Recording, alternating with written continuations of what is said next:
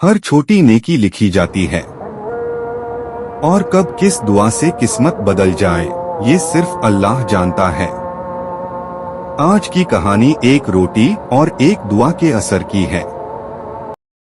धूल से भरी तंग गली, हर तरफ से आती रिक्शे की तेज हॉर्न की आवाज, दीवारों पर चिपके पुराने आधे फटे पोस्टर हवा में हिल रहे हैं, किनारों पर रखे गंदगी से भरे कूड़ेदान।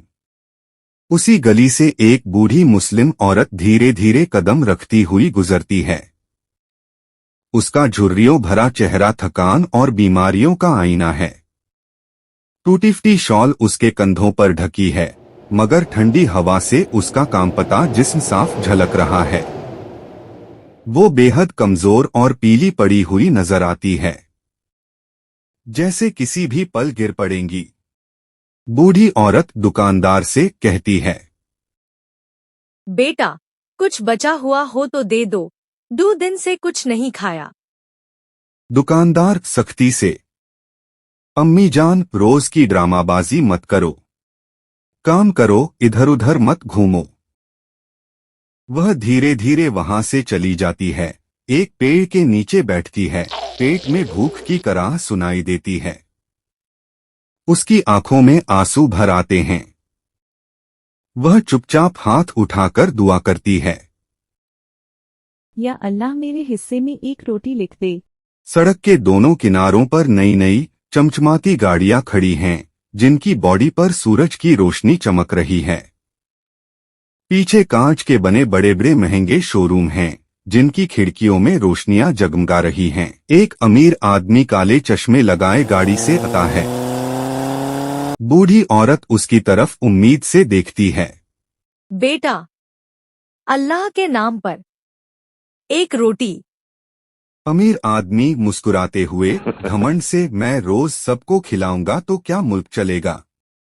खाने के लिए काम करो, रोना मत। वो 10 रुपए का नोट जोर से फेंकता है और गाड़ी स्टार्ट करके चला जाता है।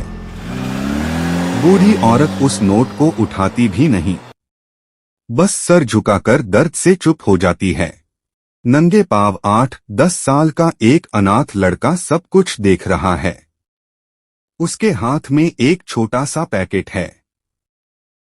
लड़का मासूमियत से, दादी, रोटी खाओगे? अम्मी कहती थी भूखे को खिलाने से अल्लाह राजी होता है। बूढ़ी औरत आंखों से आंसू बहते हुए, बच्चे, तेरी माँ जन्नत में हो, अल्लाह तुझे हर मुश्किल से बचाए। वो औरत धीरे धीरे रोटी खाती है और पूरे दिल से उस लड़के के लिए दुआ करती रहती है। शाम का वक्त है। पृष्ठभूमि में अजान की आवाज गूंज रही है। बूढ़ी औरत खुले आसमान के नीचे बिछे मुसल्ले पर सजदे में झुकी है।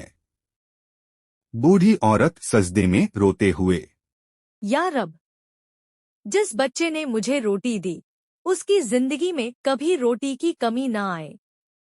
उसका नसीब रोशन कर दे, आमीन। 15 साल बाद एक बड़े शहर की स्काईलाइन, ऊंची ऊंची इमारतों के बीच एक विशाल ऑफिस टावर। साइन बोर्ड पर लिखा है, Faizan group of industries. Faizan अब जवान हो चुका है।